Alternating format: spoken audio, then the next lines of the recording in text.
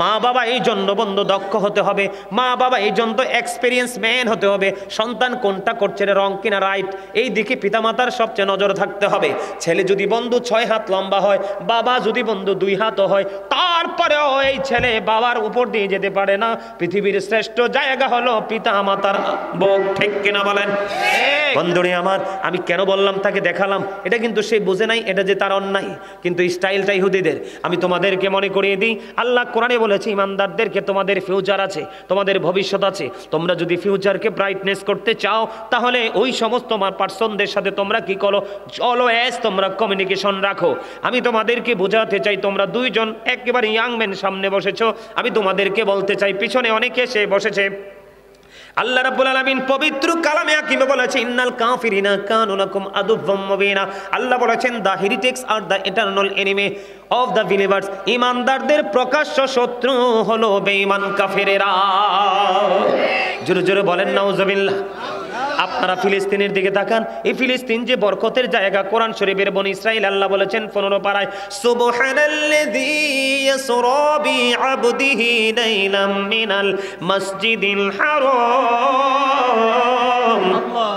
ইলাল মাসজিদিল আকসাল্লাযী বারাকনা হাওলাহু লিনুরিয়াহু মিন আয়াতিনা।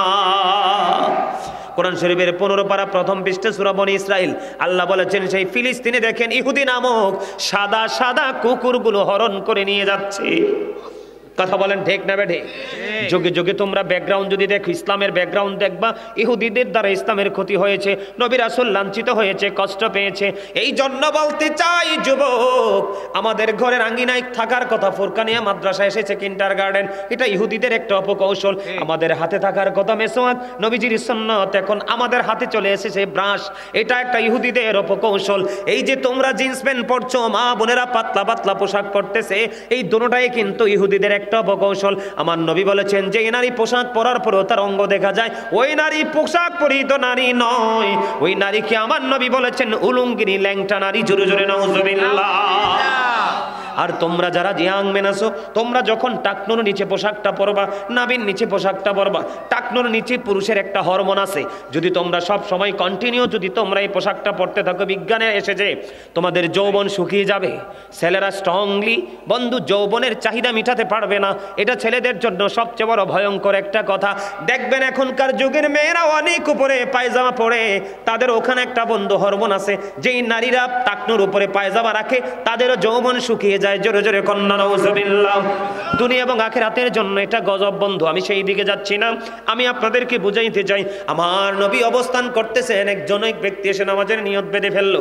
আমার নবী বললেন তুমি অজু করে আসো, তিনি নামাজের নিয়ত ভেঙে অজু করতে গেলেন, আবার অজু করে এসে তিনি নামাজের নিয়ত বানলেন। আমার নবী আবার বললেন তুমি অজু করে আসো, তিনি আবার বন্ধু অজু করতে গেলেন। 2 বার 3 বারের সবাই নবীকে প্রশ্ন করলো ইয়া রাসূলুল্লাহ, ইয়া হাবিবাল্লাহ, নবী গো বারবার কেন বলছেন অজু করে আসার জন্য? এবার আমার নবী ডাক দিয়ে বলতেছেন তার পোশাকটা শরীয়তের সীমা লঙ্ঘন করেছে, আল্লাহর যে ওয়ার্ডার যে কন্ডিশন সেই সীমা অতিক্রম করেছে। এই পোশাক পরে কিয়ামত পর্যন্ত নামাজ পড়তে পারবে, আল্লাহর দরবারে নামাজ কবুল হবে না। বুঝে আসছে কথা?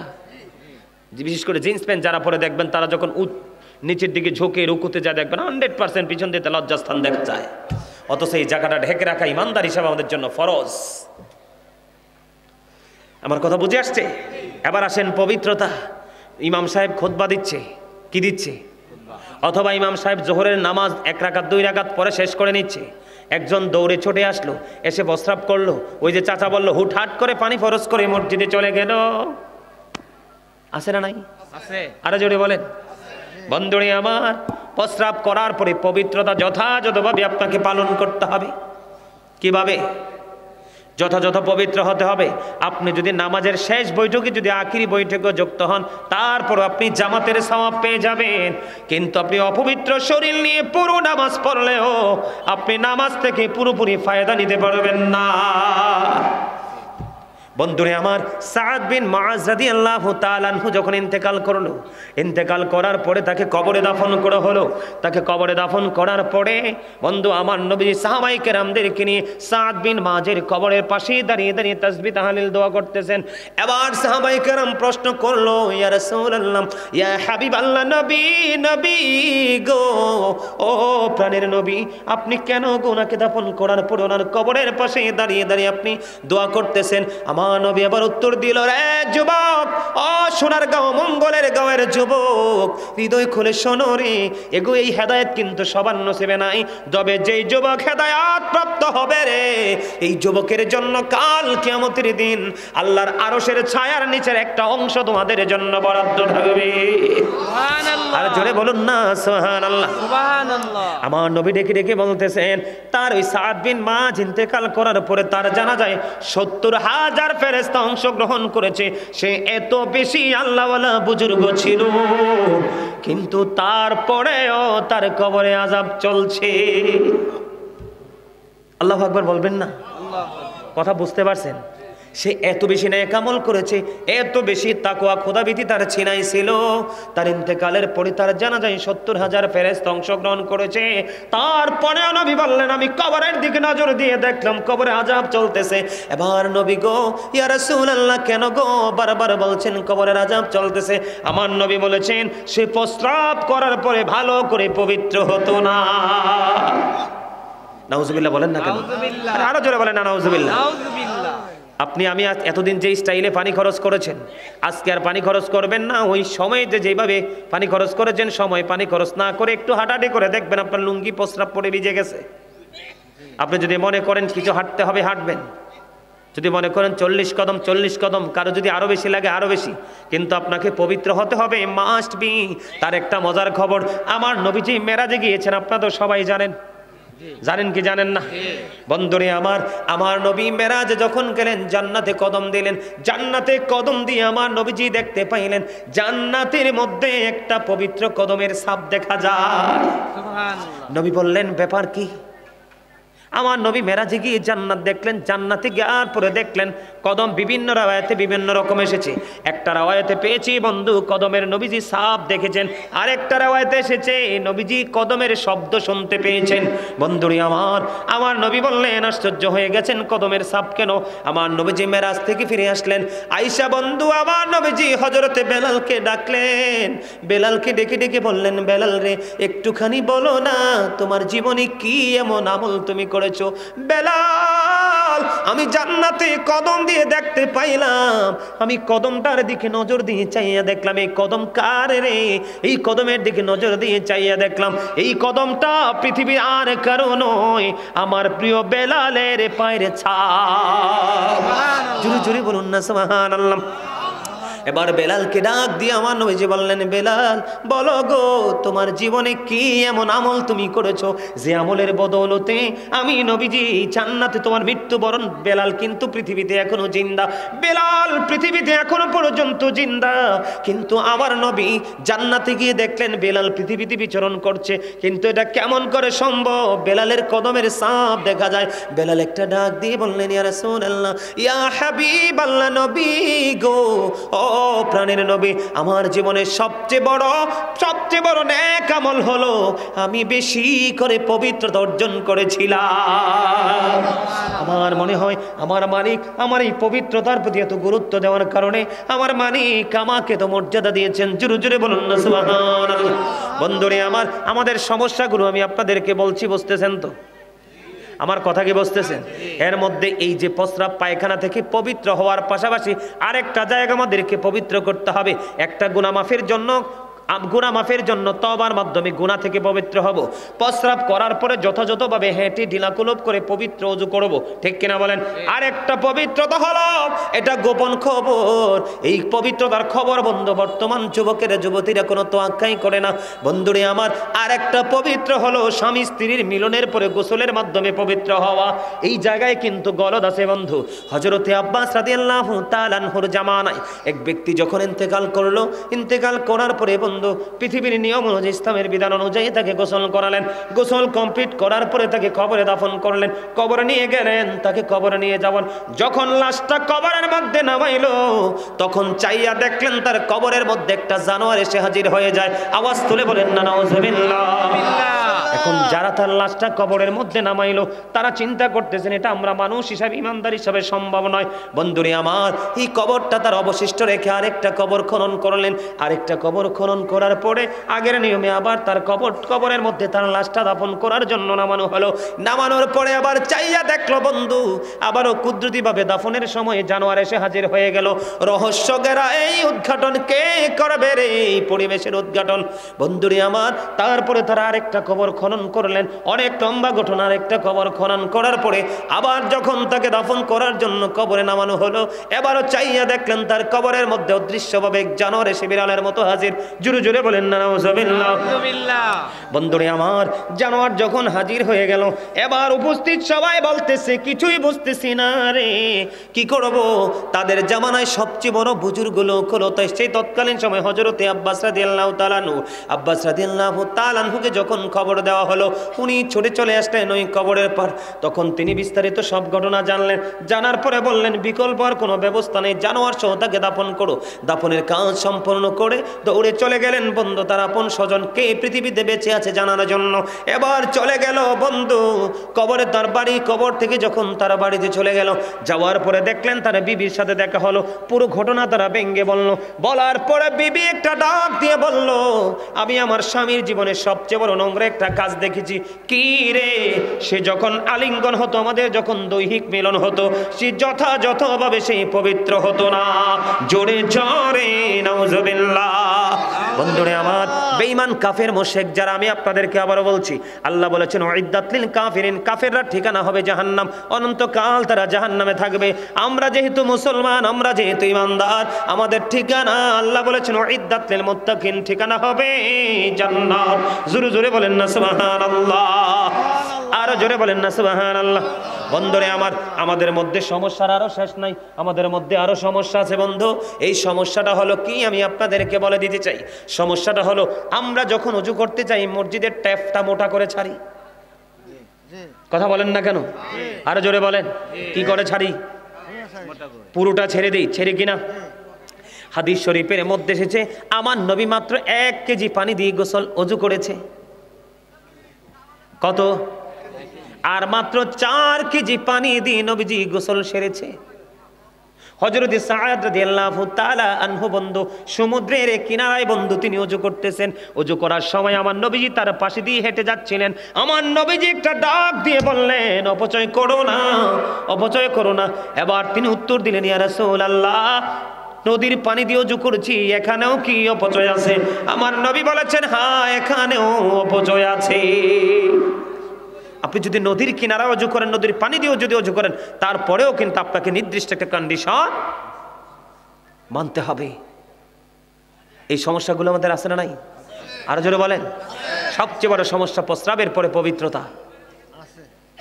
ম্যাক্সিমাম পুরুষ দেখি ইমাম সাহেব যখন খুতবা শেষ করার সময় হয় হুড়হুড়ি করে মসজিদে ঢুকে, আর সালাম ফিরাইতে দেরি, মনে হয় যে যুদ্ধ শুরু হয়ে গেছে বারান্দা দিয়ে, কার আগে কে বের হবে।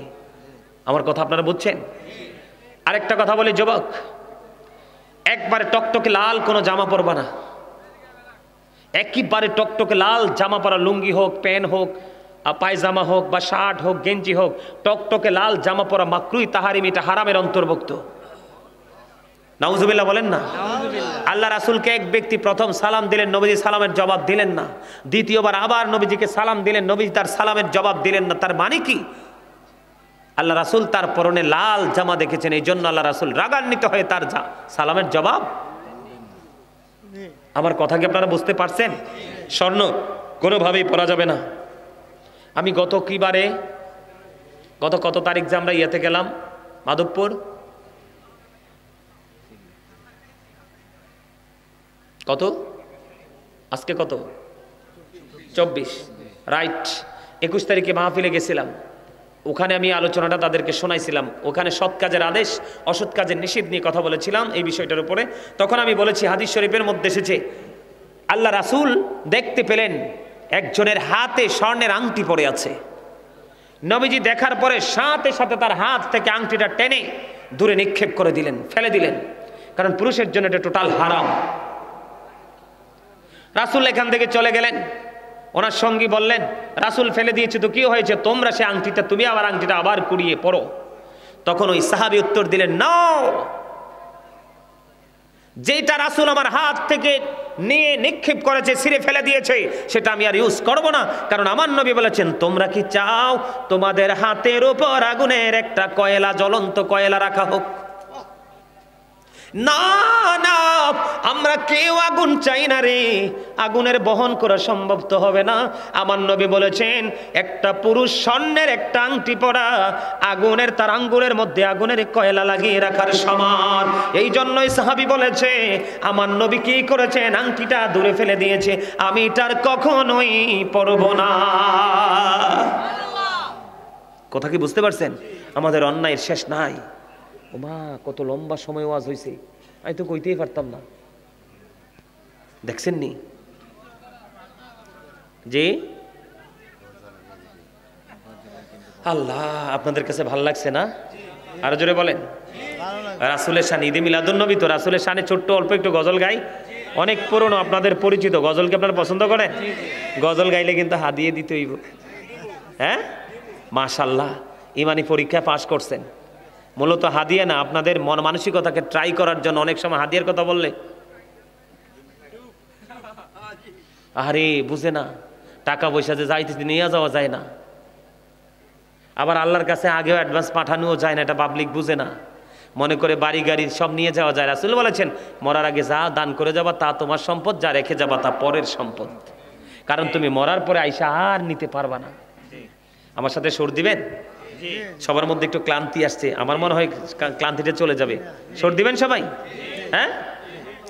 পাইলে নিরালাই গো নবী, পাইলে নিরালাই, পাইলে নিরালাই গো নবী, পাইলে নিরালাই, দুই কদমে চুমো খাবো, দুই কদমে চুমো খাবো, চরণে ধুলি মাখবো গায়ে, পাইলে নিরালাই গো নবী, পাইলে নিরালাই, পাইলে নিরালাই গো নবী, পাইলে নিরালাই, দুই কদমে চুমো খাবো, দুই কদমে চুমো খাবো, চরণে ধুলি মাখবো গায়ে, পাইলে নিরালাই গো নবী, পাইলে নিরালাই, পাইলে নিরালাই গো নবী, পাইলে নিরালাই।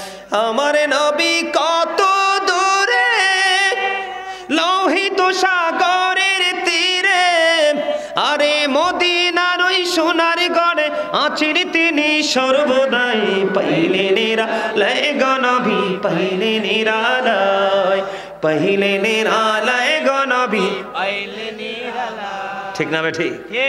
আমরা নবীজির কদমে চুমো খাইতাম না, নবীজির চরণ ধুলি গায়ে মাখতাম না, আরো কিছু করতাম। ঠিক না বে ঠিক? সম্মানিত উপস্থিতি, নবীর প্রেম যার সিনায় আছে, সেই নবীর আদর্শকে অন্তরে লালন করতেছে। ঠিক কিনা বলেন? আরো জোরে। কথা ঠিক না বে ঠিক? আর একটু ওয়াজ করতাম।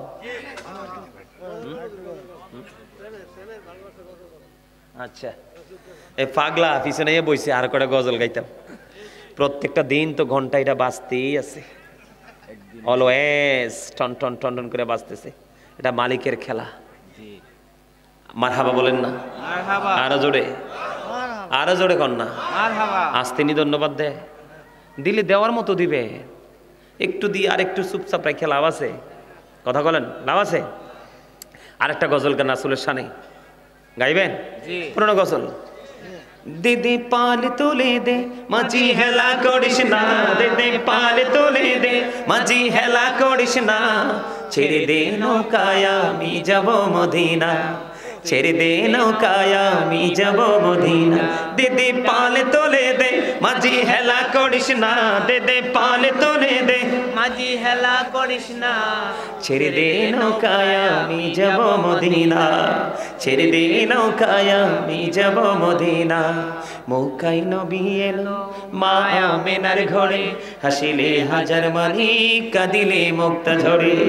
মৌকায় নবী এলো মা আমেনার ঘরে, হাসিলে হাজার মানি কাঁদিলে মুক্তা ঝরে দয়ালে মুর্শিদে যার সখা তার কিসের ভাবনা দয়ালে মুর্শিদে যার সখা তার কিসের ভাবনা আমার হৃদয় মাঝে কাবা নয়নে মদিনা আমার হৃদয় মাঝে কাবা নয়নে মদিনা দিদি পাল তুলে দে মাঝি হেলা সবাই দে পাল তুলে দে মাঝি হেলা করিস না ছেড়ে দে নৌকায় আমি যাব মদিনা ছেড়ে দে নৌকায় আমি যাব মদিনা মক্কায় নবী এলো মা আমেনার ঘরে হাসিলে হাজার মানি কাঁদিলে মুক্তা ঝরে মক্কায় নবী এলো মা আমেনার ঘরে হাসিলে হাজার মানি কাঁদিলে মুক্তা ঝরে দয়ালে মুর্শিদে যার সখা তার কিসের ভাবনা দয়ালে মুর্শিদে যার সখা তার কিসের ভাবনা আমার হৃদয় মাঝে কাবা নয়নে মদিনা আমার হৃদয় মাঝে কাবা নয়নে মদিনা দিদি পাল তোলে দে মাঝি হেলা করিস না দে পাল তোলে দে মাঝি হেলা করিস না ছেড়ে দে নৌকায় আমি যাব মদিনা ছেড়ে দে নৌকায় আমি যাব মদিনা অনুরের রোশনীতে দুনিয়া গেছে ভরে সে নূরের বাতি জ্বলে মদিনার ঘরে ঘরে উলুরের রোশনীতে দুনিয়া গেছে ভরে সে নূরের বাতি জ্বলে মদিনার ঘরে ঘরে দয়ালে মুর্শিদে যার সখা তার কিসের ভাবনা দয়ালে মুর্শিদে যার সখা তার কিসের ভাবনা আমার হৃদয় মাঝে কাবা নয়নে মদিনা আমার হৃদয় মাঝে কাবা নয়নে মদিনা দিদি পাল তুলে দে মাঝি হেলা সবাই করিস না তুলে দে মাঝি হেলা করিস না ছেড়ে দে নৌকায় আমি যাব মদিনা ছেড়ে দে নৌকায় আমি যাব মদিনা মারহাবা আরে আরো জোরে বলেন না মারহাবা ধন্যবাদ একটু মজা করে দেন না ওয়াজ তো শেষে কয়টা গজল গামো আর মা বাবা নিয়ে একটু আলোচনা করবো কইরা তারপরে শেষ করবো রাজি আছেন মা বাবা সম্পর্কে একটু ওয়াজের দরকার আছে নি আপনি সারা জীবন নামাজ পড়তে পড়তে যদি কপালের চামড়া ক্ষয়ও করে ফেলান কিন্তু মা বাবার সাথে যদি ভালো সম্পর্ক না থাকে আপনি কিন্তু সেই নামাজ দিয়ে কোনো ফায়দা হবে না তার আগে আরেকটা গজল গাই মহব্বত করে এটাও পুরনো গজল অনেক আগে গাইছি আজকে মনে 2 বছরের মধ্যে একবারও গাই নাই গজলটা গাইব গোলাপ নীলাম গাঁদা নীলাম নীলাম রজনী গন্ধা মনের শোকে মালা গাঁথিব সকাল থেকে সন্ধ্যা একবার দেখো দাও যদি ও গো কামলিওয়ালা একবার দেখো স্বপ্নে রাত্রি বেলা হাসি মুখে পড়াবো তোমায় হাজার ফুলের মালা হাসি মুখে পড়াবো তোমায় হাজার ফুলের মালা বলো ইয়া রাসূলুল্লাহ ইয়া হাবিবাল্লাহ বলো ইয়া ইয়া হাবিবাল্লাহ গোলাপ নীলাম গাঁদা নীলাম নীলাম রজনী গন্ধা মনের শোকে মালা গাঁথিব সকাল থেকে সন্ধ্যা একবার দেখো দাও যদি ও গো কামলিওয়ালা একবার দেখো ও গো কামলিওয়ালা হাসি মুখে পড়াবো তোমায় হাজার ফুলের মালা বলো ইয়া রাসূলুল্লাহ ইয়া হাবিবাল্লাহ বলো ইয়া রাসূলুল্লাহ ইয়া হাবিবাল্লাহ হলুদ ফুলকে প্রশ্ন করি রংটি কোথায় পেলে নূর নবীজির ত্বক মুবারক হলুদ ছিল বলে সেখান থেকে মিলে সেখান থেকে মিলে বাগান থেকে হলুদ ফুলকে তুলে গাঁথব মালা হাসি মুখে পড়াবো তোমায় হলুদ ফুলের মালা বলো ইয়া রাসূলুল্লাহ হাবিবাল্লাহ বলো ইয়া রাসূলুল্লাহ ইয়া হাবিবাল্লাহ লাল ফুলকে প্রশ্ন করি রংটি কোথায় পেলে উহুদ ময়দানে নবীর রক্তের কথা বলে সেখান থেকে মিলে সেখান থেকে মিলে বাগান থেকে লাল ফুলকে তুলে গেছে মালা হাসি মুখে পড়াবো তোমায় লাল ফুলের মালা বলো ইয়া রাসূলুল্লাহ বস মা বলে বলো ইয়া রাসূলুল্লাহ ইয়া হাবিবাল্লাহ গোলাপ নীলাম গাঁদা নীলাম নীলামের রজনীগন্ধা মনের শোকে সকাল থেকে সন্ধ্যা একবার দেখো দাও যদি ওগো কামলিওয়ালা হাসি মুখে পড়াবো তোমায় ফুলের মালা বলো ইয়া রাসূলুল্লাহ ইয়া হাবিবাল্লাহ বলো ইয়া রাসূলুল্লাহ সবাই ইয়া হাবিবাল্লাহ সাদা ফুলকে প্রশ্ন করি রংটি কোথায় পেলে নূর নবীজির দাঁত মোবারক সাদা ছিল বলে সেখান থেকে মিলে সেখান থেকে মিলে বাগান থেকে সাদা ফুলকে তুলে গেছে মালা হাসি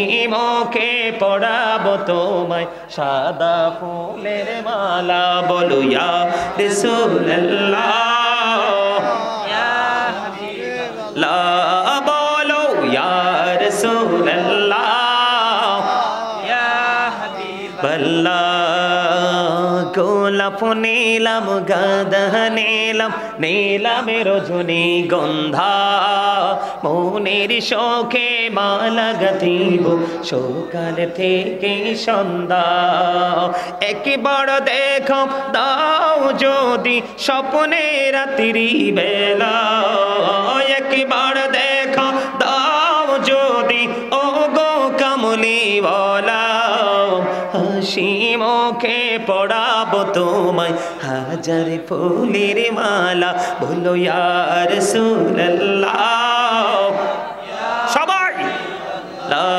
বলো ইয়া রাসূলুল্লাহ ইয়া হাবিবাল্লাহ মারহাবা মারহাবা ভালো লাগছে না মজা না আরে আমরা নি শুধু নাত গাই হাসান ইবনে সাবিত রাদিয়াল্লাহু তাআলা আনহু মসজিদে নববীর মিম্বরে দাঁড়িয়ে দাঁড়িয়ে রাসূলের শান গেয়েছিলেন আর আমার আল্লাহকে একটা ডাক দিয়ে আমার নবীজি বললেন আল্লাহ হাসান ইবনে সাবিতকে রুহুল কুদ্দুসের মাধ্যমে সাহায্য করো সুবহানাল্লাহ আর জোরে কন্না সুবহানাল্লাহ সুবহানাল্লাহ আপনারা যে প্রাণ উজাড় করে নবীজি শান গাইতেছেন নবীজি দেখে কি দেখে না সব শুনে ঠিক কি না বলে আর জোরে কোন আটা গাইবো নবী নবী বলে হায় কেঁদে কেঁদে দিন যায় পাইনি দিদার ধমে লাখো সালাম কদমে নবী লাখো সালাম কদমে নবী নবী বলে হায় কেঁদে কেঁদে দিন যায় পাইনি দিদার ধমে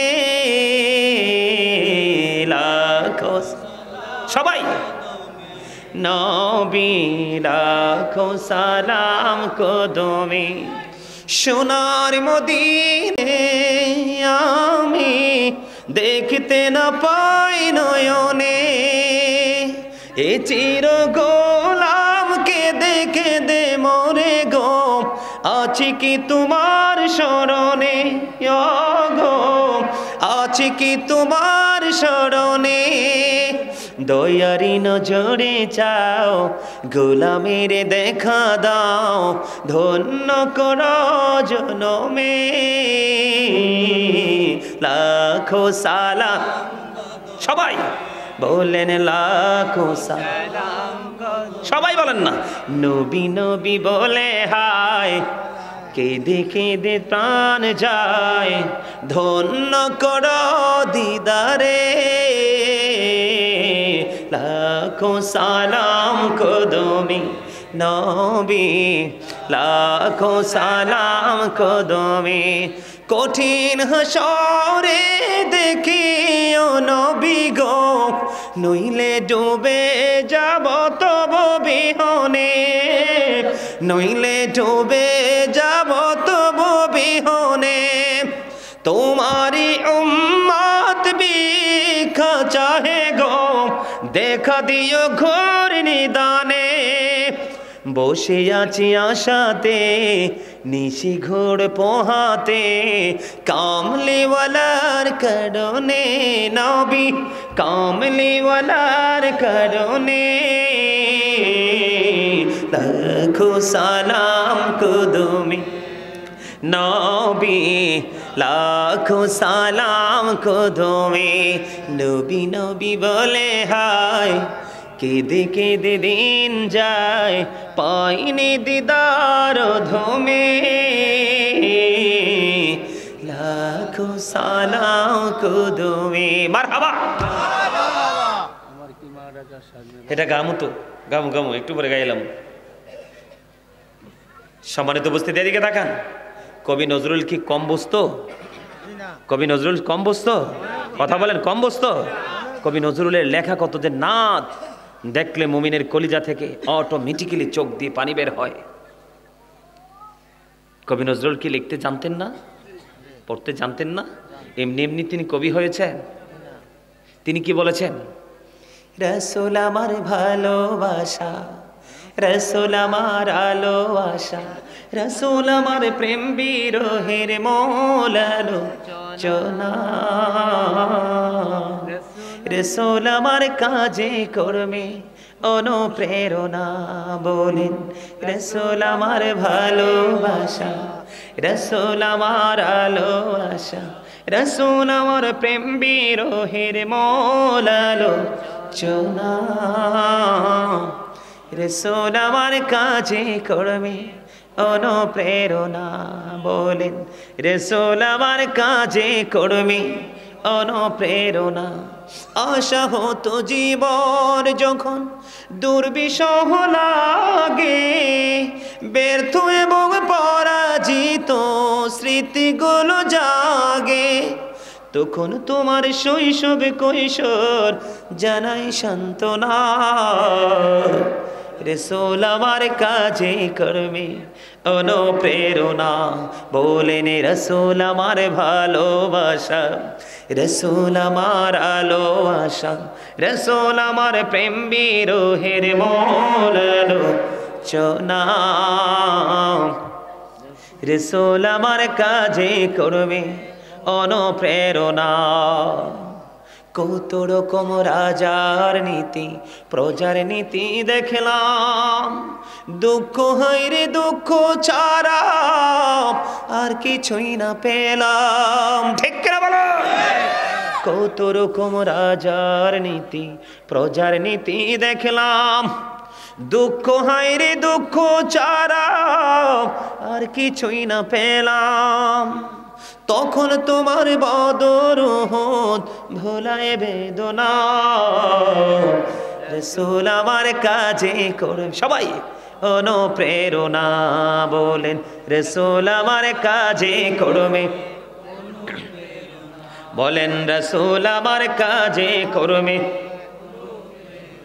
নেতার মতো নেতা যখন পাই না কোথাও খোঁজে, দুঃখ হায়রে দুঃখ ছাড়া, নেতার মতো নেতা যখন পাই না কোথাও খোঁজে, কাঁদি শুধু কাঁদি আমি এই দুটি চোখ বুজে, তখন শুধু মনে পড়ে, তখন শুধু মনে পড়ে সোনার মদিনা, রাসূল আমার কাজে করবে অনুপ্রেরণা, বলেন রাসূল আমার ভালোবাসা, রসুল আমার ভালোবাসা, রসুল আমার প্রেম বিরহের মূল আলোচনা, রসুল আমার কাজে করবে অনুপ্রেরণা। জোরে জোরে কন্যা মারহাবা। দেখছেন কি চমৎকার কথা। নেতার মতো নেতা কে ছিলেন? প্রিয় নবী সরকারে দুজাহা ইমামুল মুরসালিন, যাকে নিয়ে আমেরিকার গবেষক মাইকেল এইচ হার্ট তিনি বক্তব্য দিয়েছেন, the 100 a ranking of the most influential person in the history. Doctor Ahmad Piyara Baghdadi, যিনি বোস্টন ইউনিভার্সিটির ইংলিশ লেকচারার ছিলেন, তিনি বলেছেন, of all the great religious personalities of all prophet Muhammad রাসূলুল্লাহ সাল্লাল্লাহু আলাইহি ওয়াসাল্লাম ওয়াজ দ্য মোস্ট সাকসেসফুল। সুরজুল কন্না সুবহানাল্লাহ। আর যারা বলেন না সুবহানাল্লাহ। নবী সম্পর্কে চিন্তা করতে, বসতে, গবেষণা করতে হবে। 1969 সনে নীল আর মোস্ট্রং 50 লক্ষ কোটি ডলার ব্যয় করে চাঁদের দেশে গেল, বিন্দু পরিমাণ বালুকণা ফিরে আসলো 2 বন্ধুকে নিয়ে। চাঁদ পৃথিবী থেকে 1,40,000 মাইল দূরে। আপনার আমার প্রাণের নবী এই পৃথিবী থেকে চাঁদ 1,40,000 মাইল দূরে, ইশারা করতে দেরি, চাঁদটা 2টা টুকরা হতে দেরি। সেই নবীর উম্মত আমাদের দাম কম না বেশি? আরো জোরে বলেন। অন্যান্য নবীরা পর্যন্ত আফসোস করছে, হায় রে, নবী না হইয়া যদি আখিরি নবীর উম্মত হইতাম। 1 রাত্র ইবাদত করলে 1000 মাসের সমান সওয়াব, 1000 রাতের সমান সওয়াব। একদিন দুরূদ পড়লে 1000 বার, জান্নাত না দেখা পর্যন্ত মরণ হবে না। জুমার দিনে 80 বার পড়লে 80 বছরের সগীরা গুনাহ মাফ। হাদিস শরীফের মধ্যে সে নামাজ, রোজা, হজ, যাকাত বাতিল হয়ে যাবে নবীর প্রেমের দুরূদ না পড়লে। তাহলে এখানে কি নবীর দাম কম না বেশি বোঝা যায়? বুঝতে হবে। এখন তো নবীকে নিয়ে অনেকে রং তামাশা করছে। কি করছে? যেমনি সেমনি কথা বলতেছে, যা ইচ্ছা তাই বলতেছে নবীকে নিয়ে। নবী সম্পর্কে গবেষণা করা ছাড়া, গভীর জ্ঞান অর্জন করা ছাড়া নবীকে নিয়ে মন্তব্য করার কোনো ধরনের কোনো সুযোগ বুঝেন না কেন? লা ইলাহা ইল্লাল্লাহ, দেয়ার ইজ নো বাট আল্লাহ, মুহাম্মদুর রাসূলুল্লাহ সাল্লাল্লাহু আলাইহি ওয়াসাল্লাম ইজ দ্য মেসেঞ্জার অফ আল্লাহ। কালিমার মধ্যে 2টা পার্ট। কয়টা? একটা হলো তাওহীদ, একটা হলো রিসালাত, একটা হলো স্রষ্টা, একটা হলো সৃষ্টি। কেন বুঝেন না? স্রষ্টার সাথে সৃষ্টির কিন্তু কোনো তুলনা হয় না।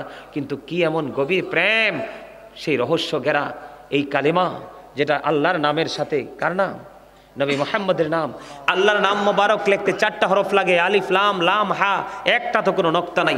নবীজির নাম মোবারক লিখতে 4টা হরফ লাগে, মিম হা মিম দাল, একটার উপরে নিচে কোনো নক্তা নাই।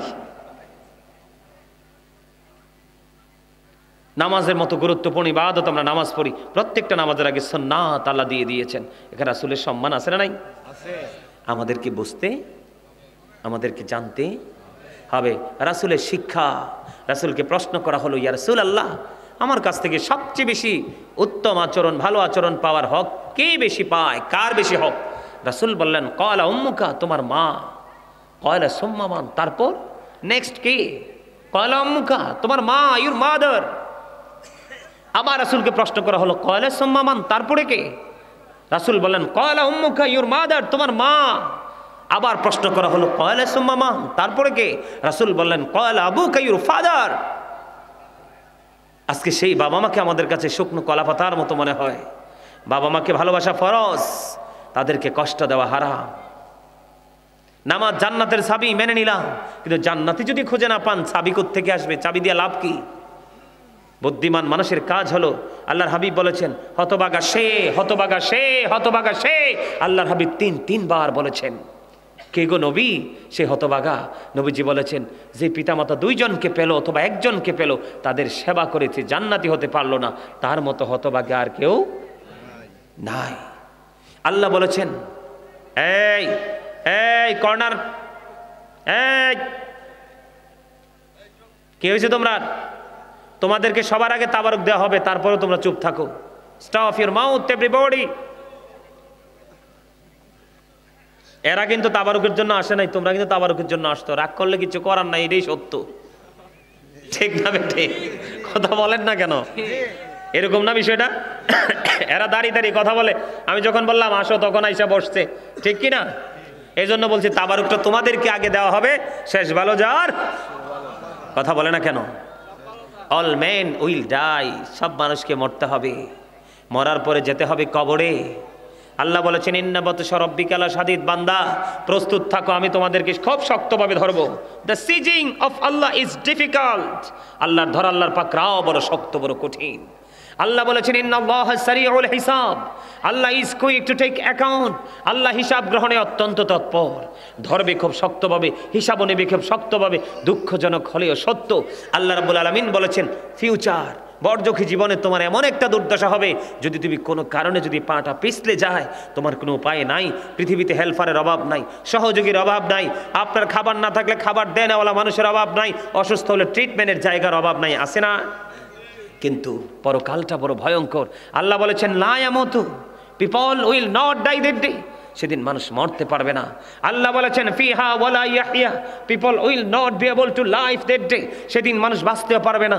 আল্লাহ বলেছেন ওমা হুম আনহা বিগাইবিন, people will not be able to escape that day, সেদিন মানুষ সেখান থেকে পালাতেও পারবে না।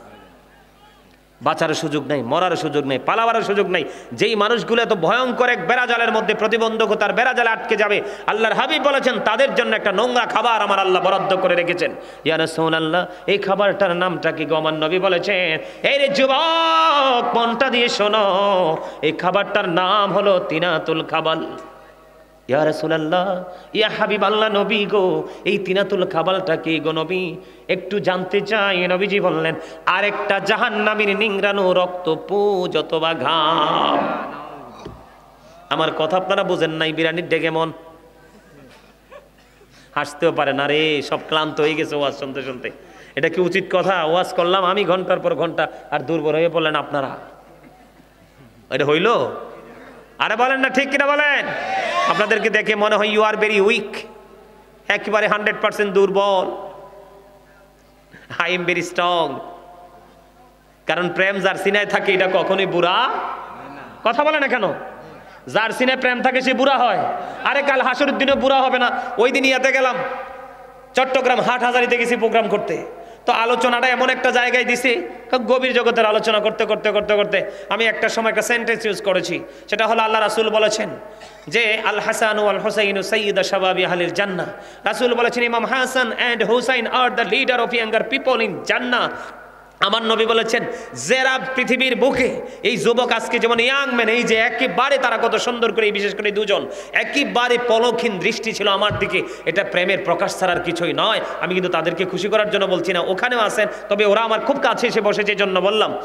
আমার রাসূল বলেছেন যেই যুবকেরা দুনিয়াতে থাকা অবস্থায় যৌবনকালটাকে কাজে লাগাইয়া ফিউচার পর্যন্ত পৌঁছাবে, বর্জকী জীবন পর্যন্ত পৌঁছাবে, কাল হাসরের দিন আল্লাহ রাব্বুল আলামিন তাদের রিসিভের ব্যবস্থা করবে ইমাম হাসান হুসাইন দুইজনের মাধ্যমে। জোরে জোরে কন্যা সুবহানাল্লাহ। ইমাম হাসান হুসাইন দুই ভাই ওই জান্নাতি যুবকদের সর্দার হবে। এখন এক ছেলে তো একেবারে কিউট একটা ছেলে, ইউনিভার্সিটির স্টুডেন্ট, এখন আমার গাড়ির পিছনে ছোটাছুটি করতেছে, ফাড়াফাড়ি করতেছে। আমি তো ভাবতেছি ব্যাপার কি। পরে আমি গাড়িতে উঠবো, এমন সময় বলে হুজুর একটু কথা আছে আপনার সাথে। আমি কি বলো? পরে বললো হুজুর আপনি যে বললেন যে যুবকদেরকে রিসিভ করবে ইমাম হাসান, জান্নাতে আমাদের লিডার হবে যুবকদের। এখন হুজুর যারা 80 বছর 90 বছর 100 বছরে মারা যায় তারা তো বুড়ো হয়ে মারা গেছে। আমি তোমাদের দৃষ্টিতে তারা পৃথিবী থেকে বুড়া হয়ে মারা গেছে, কিন্তু আল্লাহ রাব্বুল আলামিনের সাথে, রাসূলের সাথে, রাসূলের আহলে বাইতের সাথে তারা এত বেশি প্রেম করেছে, তারা ইন্তেকাল করার পরে জান্নাতে যাওয়ার আগে তাদেরকে একেবারে 30 বছরের জোয়ান বানানো হবে। কি করা হবে? 30 বছরের। আপনার ইচ্ছে মতো দৈহিক মেলন করতে পারবে, যৌবন কমবে না, এত বেশি পাওয়ার থাকবে। আর তাদেরকে এত সুন্দর সুন্দর হুড দেওয়া হবে, তাদের বডিতে যে রক্তটা চলাচল করতেছে, এই রক্তটা চলাচল করতেছে এটা পর্যন্ত দেখা যাবে, এটা আপ ডাউন করতেছে। যৌবনকালের ইবাদত এত বেশি গ্রহণযোগ্য। জিবরাইল আলাইহিস সালাম বলেছেন বৃষ্টির ফোঁটা কিন্তু এক একটা ফেরেশতা পৃথিবীতে নিয়ে আসে। আল্লাহ জিবরাইল বলেছেন বৃষ্টির ফোঁটাগুলো আমার পক্ষে গোনা সম্ভব, কিন্তু যৌবনকালের আমলের হিসাব করা আমি জিবরাইলের পক্ষে সম্ভব নয়। এটা এতটাই পাওয়ারফুল। বন্ধুরে আমার, আমি আপনাদেরকে নজর দিই, হুর গেলমান তৈরি করে রেখেছেন আমার আল্লাহ জান্নাতি যুবকদের জন্য। তুমি যা চাইবে তোমার জন্য তাই বরাদ্দ হবে। চোখ মেললে শুধু জাহান্নামী দেখতে পাই, চোখ মেললে শুধু নোংরা কাজ দেখতে পাই। আজকে মনে 3-4 বছরের মধ্যে আমি জান্নাত নিয়ে ওয়াজ করি নাই, কারণ আমি জান্নাতি মানুষ খুঁজে পাই না। কেউ বন্ধু নারীদের সাথে খারাপ কাজে লিপ্ত, কেউ বন্ধু সুদের সাথে যুক্ত, কেউ বেনামাজি হয়ে বন্ধু অন্যায়ের সাথে নিজেকে যুক্ত করে রেখেছে। এমনি করে করে চারপাশ অন্যায় ঘিরে গেছে বন্ধু। এই জন্য আমি জান্নাত নিয়ে ওয়াজ করি না, জাহান্নাম কত ভয়ঙ্কর হতে পারে সেটাই নিয়ে আলোচনা করি। তবে আজকে যেহেতু ব্যতিক্রম একটা পরিবেশ, কিছু যুবক দেখতে পাইলাম, তোমাদের জন্য আমার পক্ষ থেকে একটা মেসেজ দিতে চাই। জান্নাতে তোমরা যাবে, তোমাদের সামনে সবুজ একটা পাখি হেসে হেসে তোমাদের কাছে উড়ে উড়ে আসবে, তোমাকে এসে প্রশ্ন করবে, যুবক তুমি কি আমাকে ভুনা করে খেতে চাও? জান্নাতি যুবক সঙ্গে সঙ্গে বলবে, হ্যাঁ তোমাকে দেখে আমার পছন্দ হয়েছে, আমি তোমাকে জান্নাত তোমাকে আমি খেতে চাই, ভক্ষণ করতে চাই। বন্ধু সঙ্গে সঙ্গে তাৎক্ষণিকভাবে পাখিটা ভুনা হয়ে চলে আসবে। সবচেয়ে বড় মজার খবর, এই পৃথিবীর বুকে মানুষ প্রস্রাব করে পায়খানা করে, জান্নাতীদের কোনো প্রস্রাব হবে না, পায়খানা হবে না, যা ভক্ষণ করবে ডেকুর আসবে, ডেকুরের সাথে সব বিলীন হয়ে যাবে। জোরে জোরে বলেন না সুবহানাল্লাহ, আর জোরে বলেন না সুবহানাল্লাহ। এরে যুবক, তোমরা ট্যুরে যেতে চাও, ট্যুরে গিয়ে তোমরা কত নষ্ট কাজ করো, কত অন্যায় অপরাধ করো, কিন্তু তোমরা যখন ট্যুরে যাও, তোমরা মুসাফির হয়ে যাও, তখন তোমাদের 100% দোয়া আল্লাহর দরবারে কবুল হয়ে যায়। জান্নাতীদের জন্য যে একটা বৃক্ষ তৈরি করে রেখেছেন আমার আল্লাহ, এটার ছায়াটা এত বন্ধু বৃহৎ হবে, একটা পৃথিবীর দ্রুতগামী ঘোড়া যদি ওই বৃক্ষের ছায়ার নিচে যদি কমপক্ষে 70 বছর যদি দৌড়ায়, তারপরে ঘোড়ার পাওয়ার শেষ হয়ে যাবে, ওই ছায়াটা ঘোড়া শেষ হবে না। এটা জান্নাতীদের জন্য বড় পুরস্কার। আর জোরে, একটা হুর আছে জান্নাতে, তার নাম হলো লোভা। নাম কি? লোভা। এই যে হুর, এটা এতটা বন্ধু, একটা এক্সাম্পল দেই, জান্নাতি যুবক তোমরা তো কিছুই বুঝতে চাও না এবং বুঝের মানুষের সাথে সম্পর্ক রাখতে চাও না। এই লোভা নামক হুর, এটা এতটাই নেয়ামত হবে, গভীর একবার সমুদ্রে যদি আমি বন্ধু আরো 2-3 বছর আগে বিমানে গিয়েছিলাম আমি সাতক্ষীরাতে ওয়াজ করার জন্য, যশোর বিমানবন্দরে গিয়ে নামলাম, নামার পরে বিমানবন্দর ক্রস করার পরে ওরা নিজস্ব গাড়ি নিয়ে আমাকে রিসিভ করতে আসলো, গাড়ি বহর নিয়ে।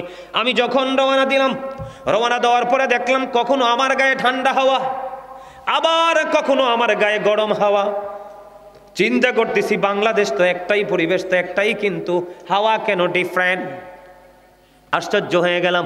লজ্জায় প্রশ্ন করি না, দেখি আর একটু গবেষণা করে দেখি অ্যান্সার পাই কিনা। না না না, কোনো খবর নাই, কোনো উত্তর আমি পাচ্ছি না। পরে ওনাদেরকে একজনকে ডেকে ডেকে বললাম, ভাই আমি কিন্তু একটা জিনিস দেখতে পাইলাম, এটা আমার কাছে একটু রহস্য মনে হয়েছে। কই কি? কিছু কিছু সময় ঠান্ডা হাওয়া, কিছু কিছু মানে একবারে উত্তপ্ত হাওয়া।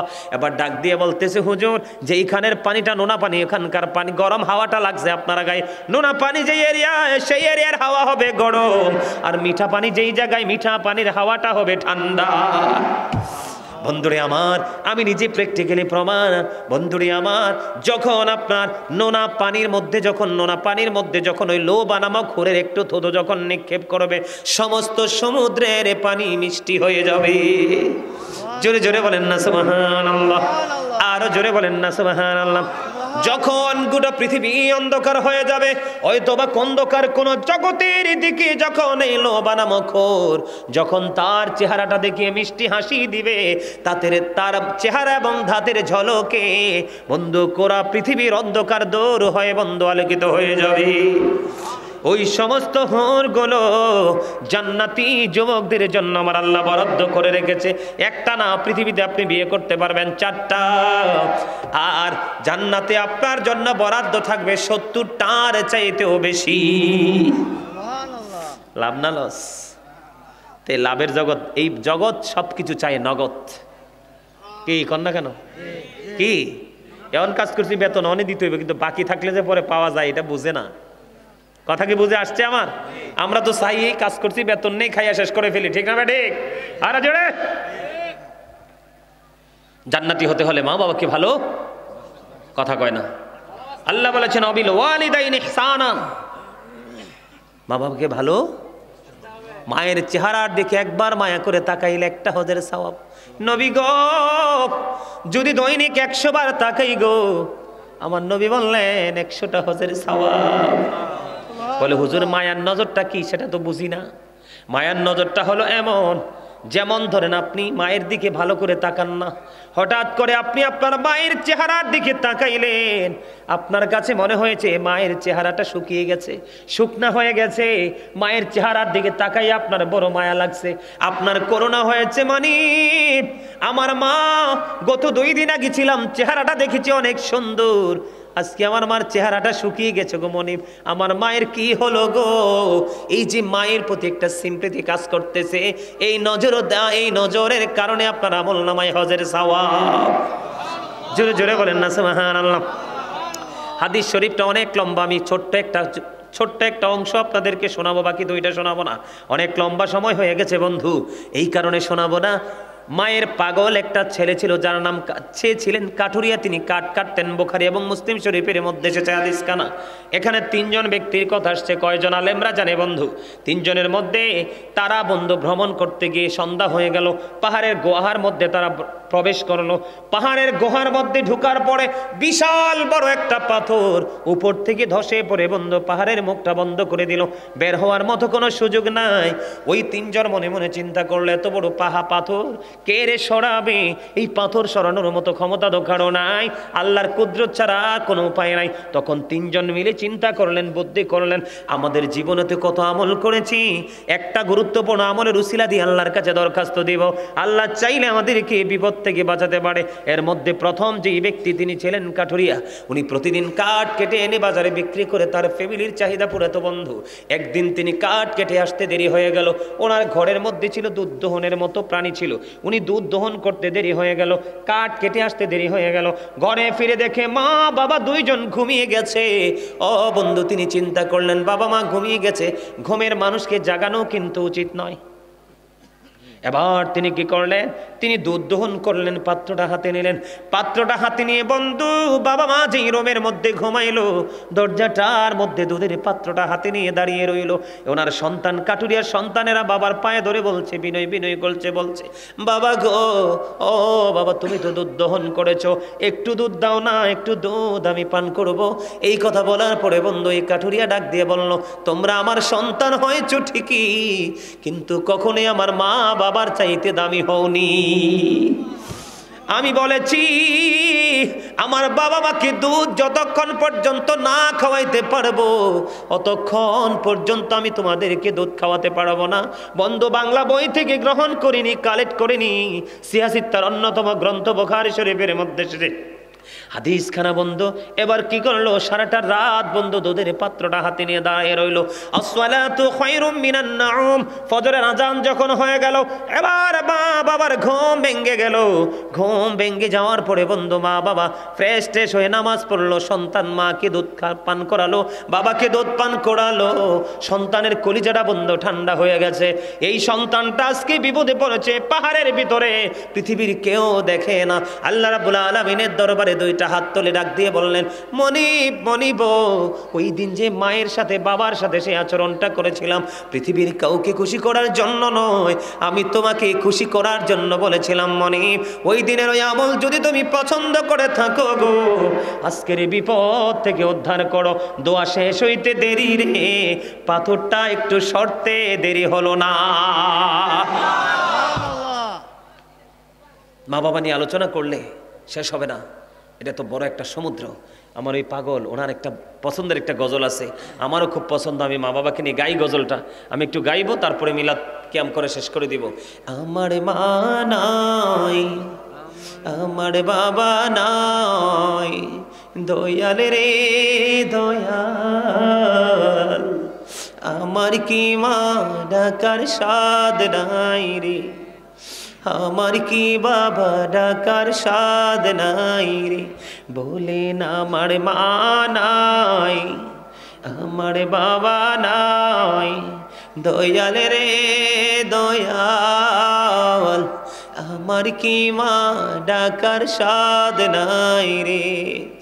ঘরে যাইয়া সবাই দেখে মজনুনির মুখ, বাবা যখন মাথায় হাত দে ভরে যাই সব দুঃখ। আমার মা নাই, আমার বাবা নাই, দয়াল রে দয়াল, আমার কি মা ডাকার স্বাদ নাই রে, আমার কি বাবা ডাকার স্বাদ নাই রে, শয়নে স্বপনে শুধু মা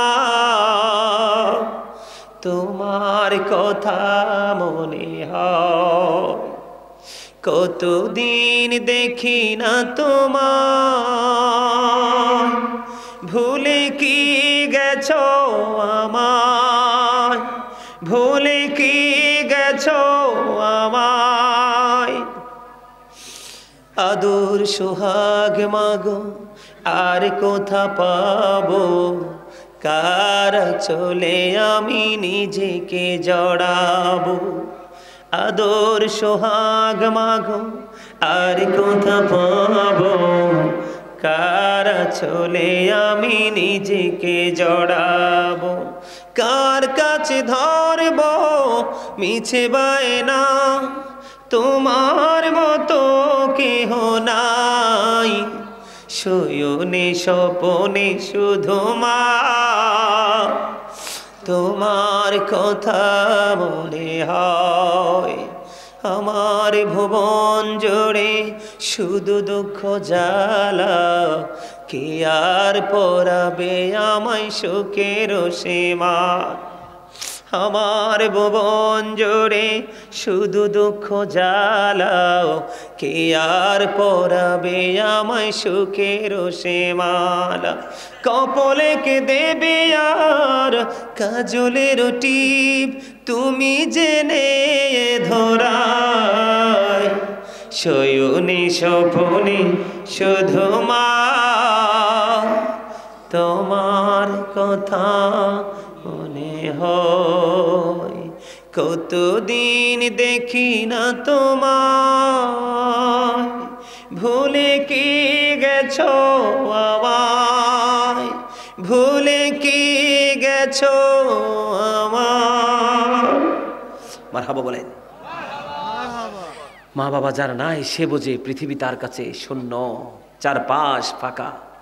যার মা বাবা আছে তারা বুঝতে চায় না, আর যাদের নাই তারা বোঝে এই অমূল্য সম্পদ হারাইলে পৃথিবীতে নিজেকে কত একা মনে হয়। জানেন, মা বাবা ছাড়া সন্তানের দায়িত্ব তো পালন করার কেউ থাকে না। পৃথিবীর সবই স্বার্থের জন্য।